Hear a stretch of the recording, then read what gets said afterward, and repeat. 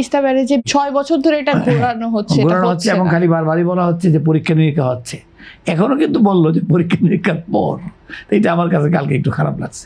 আর কত পরীক্ষা, এই যে তিস্তা ব্যারেজ, এই ব্যারেজ, ওই ব্যারেজ বাদ করতে হবে, এগুলো তো করে নাই।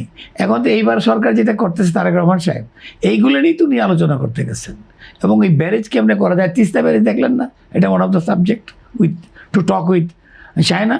তো এইরকম বিভিন্ন জায়গায় ব্যারেজ করে পানিটাকে নিয়ন্ত্রণ করতে হবে। পানি তখন নিয়ন্ত্রিত হবে, যখন পানিটা প্রয়োজন হবে তখন পানিটা আপনি পাবেন, যখন অপ্রয়োজন হবে তখন পানিটা আপনার এই জমি সব ভাষায় নিয়ে যাবে। এইটার জন্য কিন্তু আমি বলি, আপনি বোধহয় জানেন তনিমা, যে এটা নিয়ে কিন্তু কয়েকবারই কিন্তু হয়েছে। এক্সট্রিম মশার কয়েল প্ল্যান্ট ফাইবার দিয়ে তৈরি, তাই সহজে ভাঙে না, সুগন্ধিযুক্ত ও নিরবিচ্ছিন্নভাবে জ্বলে। ডেঙ্গু, চিকুনগুনিয়া বাহি সহ যে কোনো মশার বিরুদ্ধে দেয় এক্সট্রিম সুরক্ষা। 6 বছর ধরে এটা ঘোরানো হচ্ছে এবং খালি বারবারই বলা হচ্ছে যে পরীক্ষা নিরীক্ষা হচ্ছে। এখনো কিন্তু বললো যে পরীক্ষা নিরীক্ষার পর। এটা আমার কাছে কালকে একটু খারাপ লাগছে। আর কত পরীক্ষা, কি বাংলাদেশটা চেঞ্জ হয়ে যায়নি? যে সেম কান্ট্রি, সেম তিস্তা, না হয় একটু বেশি ভাঙছে এখন, তো এইটা অ্যাড করে নিলে তো হবে।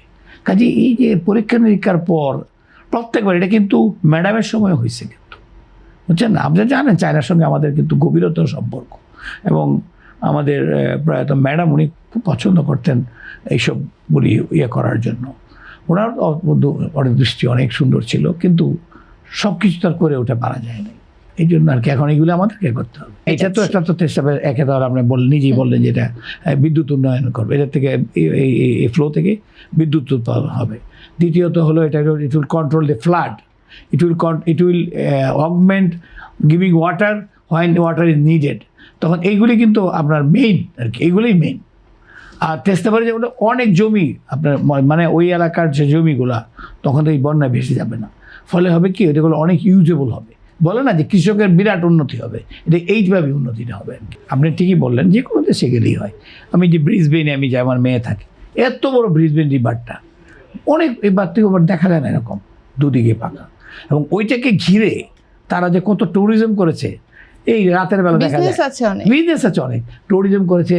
মনে করেন কত হাফ এ কিলোমিটার পর পরই ব্রিজ করেছে, সে ব্রিজ রাতের বেলা লাইটিং করেছে, সে ব্রিজ দিয়ে মানুষ যায়, ওই পারটা এখন ইউটিলাইজেশন হয়েছে। তো এইরকম কিন্তু আমাদেরও হবে, যে করতে পারি। প্রথমত কথা হলো আমাদের দেশে মাটি কিন্তু খুব নরম, ইটস কোয়াইট কস্টলি টু মানে বিল্ড মানে সাম ব্রিক প্রোটেকশন। এখানে দেখছেন আপনি পাথর ফেলায়, পাথরের মানে বড় বড় ব্লক ফেলতেছে, এই সিমেন্টের তৈরি বড় বড় ব্লক, এই ব্লকও ওরাই নিয়ে যায় যখন মানে বন্যা যখন আসে, আর পানির স্রোত এত বেশি। এই জন্য এই ব্যারেজগুলো করে স্রোতটাকে আগে কন্ট্রোল করতে হবে। স্রোতটাকে কন্ট্রোল করার পরে সাইড দিকগুলি আপনি তখন আস্তে আস্তে আপনি as you grow up with your economy, তখন আপনি অ্যাফোর্ড করতে পারবেন দুই পার ঠিক করা। আমরা তো এখনও ঢাকার পাশে নদী বুড়িগঙ্গাকে কিন্তু তো কন্ট্রোল করতে পারিনি। তারা কিন্তু তাদের নদী শাসন এবং নদীকে তারা সব দেশে কন্ট্রোল করে ফেলছে। আপনি যাই দেখেন, আমি তো গেলাম নিউ ইয়র্ক আর নিউ জার্সি মাঝখানে যে নদীটার নাম বোধহয় দিরিবান নাকি যেন নাম ভুলে গেছি, অত বড় একটা নদী, বিশাল, কিন্তু পানিটা দেখেন একদম মনে হয় শান্ত হয়ে আছে।